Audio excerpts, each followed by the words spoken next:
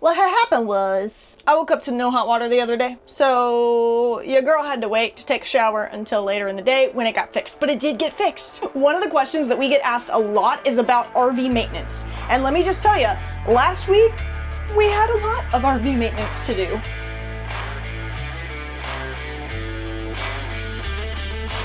Welcome to our page. I'm Kara, the Wandering RV Babe, and this is my driver, Ryan. Today, we're going to be talking about unscheduled maintenance, aka when, Shit breaks. that. And we had how much this week? $2,500 worth of damage this week. 1 week. So today we're going to tell you what happened and how you can avoid it. Well, spoiler alert, you can't avoid it, but we're going to tell you how to prepare for it when it happens to you. Hit that subscribe button and the notification bell so you don't miss any episode, and let us know in the comments which topics you want us to cover next. Why are we sitting on the floor? Who knows? Who knows why we're sitting on the floor when we have a perfectly good couch that we can sit on right behind us? So, we were leaving this campground, and we noticed on top of one of our hydraulic struts, it looked a little greasy. Yeah, I think that's a good way to put it. Not anything super concerning, but just noticeable. And, all was good. We pulled the struts up. Life was good. We hit the road. I think we had a 2-day travel day, and so we stopped somewhere overnight.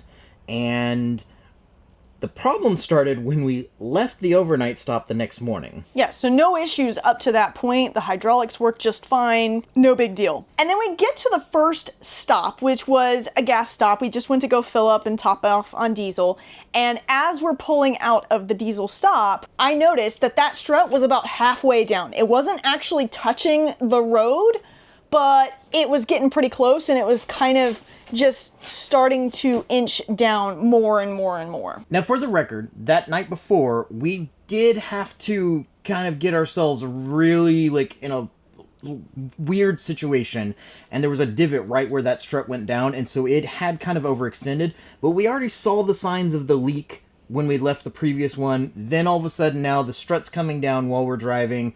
A little disconcerting. Yeah, so we just pulled the strut back up, but we didn't have a ton of confidence that it wasn't just going to start to inch back down again while we're driving down the road, which could be really, really dangerous. It was the strut that was right in front of our tires, so if it had gone all the way to the ground, one, it would have completely ruined that hydraulic strut, and two, it could have actually caused a blowout for the tires behind it. So every time we turned a corner, or every time we saw an opportunity to pull off into a rest stop, we would do that and just double check it and make sure that it wasn't starting to inch back down again. We were practically limping down the highway, maybe 50 miles at a time, just checking and double checking multiple times over to make sure that it wasn't going to be an issue for us. What are you doing? I don't know. Okay. Trying to look tough. So we finally got to our campsite, and we needed to find a mobile RV tech. This is one of those situations when you have to limp down the highway 30 to 50 miles at a time. Things have gotten desperate. It's time to do something now. And I think we were only staying at this campsite for about a week and a half, which is a pretty short trip for us. Usually we like to stay places a little bit longer. And then we were scheduled to move on from there, and we knew we could not move on and do another travel day without that hydraulic strut getting fixed. You never know, that could come down and cause a ton of damage. So this has to be fixed while we're there. We found, luckily, a technician. Now, the office wasn't advertising it, but we were on our row. We were driving down towards our RV and noticed a sign just sitting out in front of somebody's RV tech. So when we first called him, he was actually initially out of town, which already gave me a little bit of heartburn because we weren't going to be there that long. He was out of town, so now we had to kind of coordinate when he was going to come back in town to be able to take a look at it and tell us what it was going to take to fix it. Thankfully, we were able to coordinate it to where he was able to get us in and come take a look at that strut. So Kara was working at the time, and I was just hanging out, and he texted me. He's like, hey, can I come by tomorrow? And I was like, sure, cool, come right on over. As soon as you're available, I will be available for you. Point number one, if you're working with a mobile RV tech, when they say they're available, you need to be available, especially when you're in a hurry. He comes over and takes a look at it, and he says, yeah, it looks like the hydraulics are leaking. There's something going on here. I was assuming maybe it would just be something like he'd have to replace a seal or something like that. No, come to find out, with Lippert, you just replace the whole hydraulic strut. So we coordinated with him and said, get that thing ordered. We're leaving next week at Thursday, I think it was. Let's try and get this done. So we can breathe a little easier, right? No, wrong. This is where things take an even weirder turn. I wake up the next morning and there's no hot water whatsoever. To my credit, I texted her that night at like 2 a.m. when I went to bed and discovered that the hot water heater wasn't working, so she knew about this going in. Yes, he did. I was very thankful for that. Now, the text said that the hot water pressure was really, really low. Which is true. At the time, it was true. When I woke up the next morning, there was no hot water. No hot water pressure at all. You'd turn on the faucet, you'd turn on the shower, and no hot water was coming out. It was ice cold. So needless to say, I did not take a shower that morning. She was stinky. So that morning, I wake up, and obviously the first thing I start doing is going to check on... I discovered it at 2 o'clock at night. I'm not going to go out there and try and work on it. But 10 o'clock that morning, I'm out there taking panels off the wall, trying to figure out what's going on. Clearly, water's getting in, because we have cold water pressure. I check the hot water heater. It has water in it. It has hot water in it. There's obviously pressure there. So, you'd think we're all good.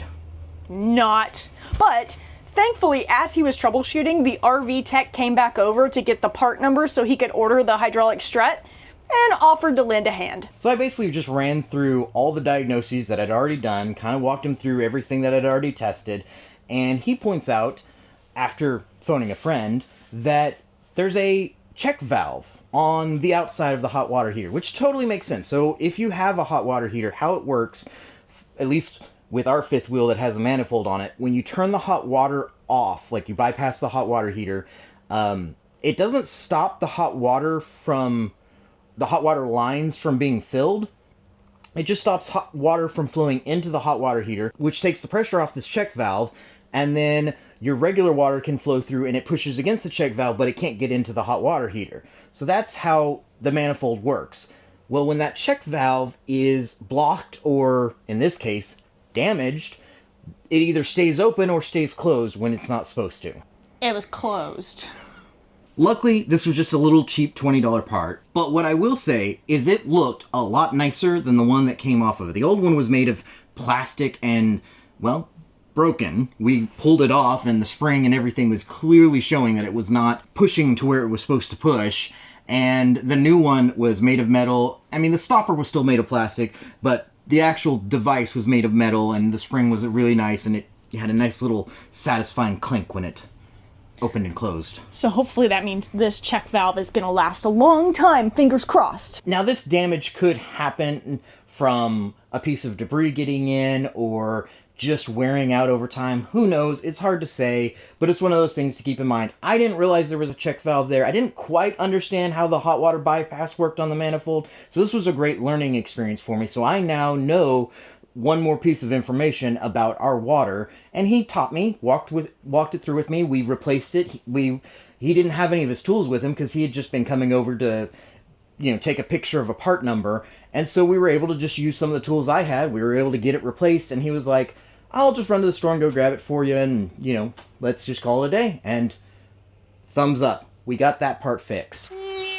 So now that the hot water heater is fixed, we're back to the hydraulic strut that still needed to be ordered.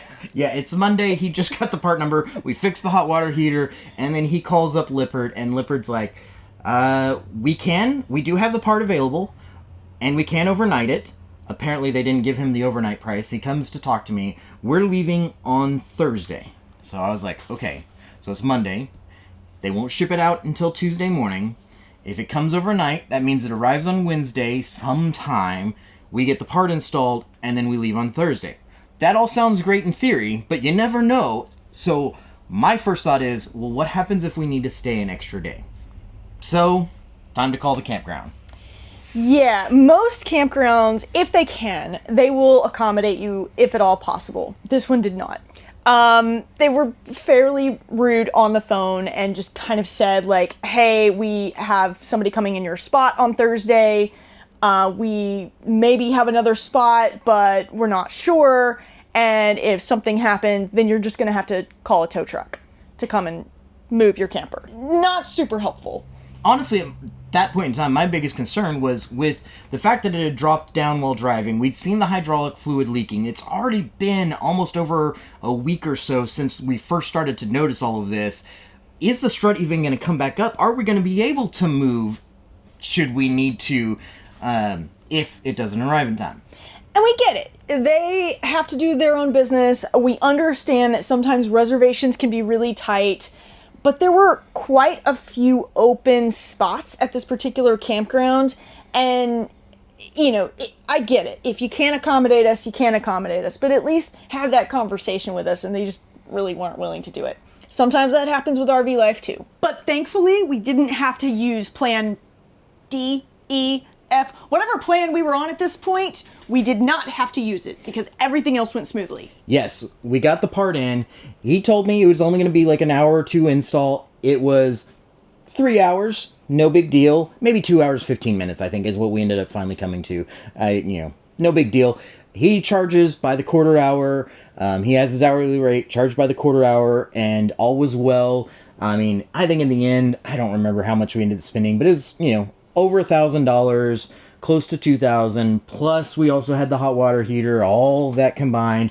It was a little bit of a expensive week for us in RV life. Exactly, but we were able to leave on time. The new strut is working great, and we're back on the road, and we still have hot water. Shit happens. You're gonna have unscheduled maintenance with RV life. It's just part of it. It is. You're literally... there's nothing you can do about it. I think one of the things that we can talk about a little bit is cost. You need to have some money set aside. Something ready to go in case something happens to you. Not in case, when. when something happens. The initial visit from an RV tech is usually between $100 and $150. You might have some variances outside of that depending on the location you're at. More popular areas might be more expensive. Less popular might be a little bit cheaper. But you're already going to be looking at that, plus an hourly rate, plus the cost of parts.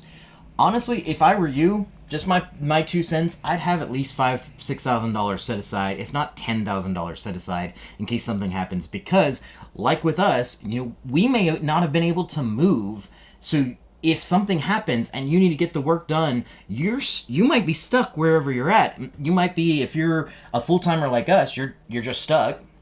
If you're a part-timer, you might be having to fly some of your family home so they can get back to work while trying to get your RV fixed. It's not going to be cheap at the last minute. But the nice thing is that there's tons of resources out there. So there's mobile RV techs. In fact, there's a website that you can go to where you can find mobile RV techs all across the country. So wherever you're at locally, generally you can look at this website. What is the website? It's rvtaa.org/locate if you want to go straight to the locating button thingamajigger. That's it.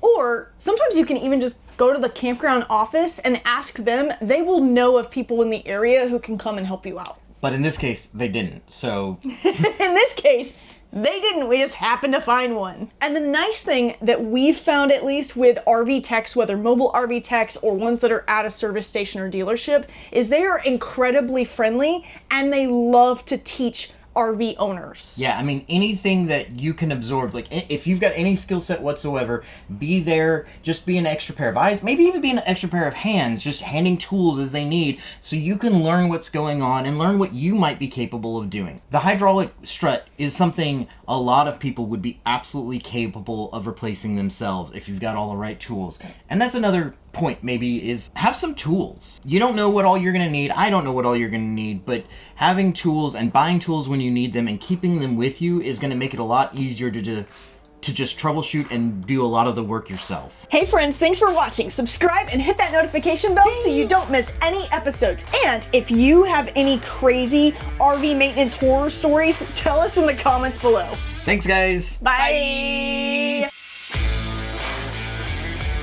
Okay, but here's the issue. Okay, if you ever run into an RV tech who's not willing to show you what they're doing, run away. Red flags. Red flags all the way around. Yeah. I mean, either one, they are trying to, like, hold something into their chest. Like, oh, you don't need to know this. I want you to call me every time. Not for simple stuff. There should be a lot of simple stuff that you'd be able to do. But, or, number two, they don't know what they're doing. They don't know what they're doing. Yeah. They don't want you to see them screw up. Any RV tech worth their salt will let you watch them and will let you ask questions and will gladly answer the questions that you ask. Watch them like you're bathing them? What? You said watch them, not watch them. Watch? I said watch. This is what you do for bathing? This is how you That's bathe. how you bathe. That is so weird. You're such a weirdo. Anyway.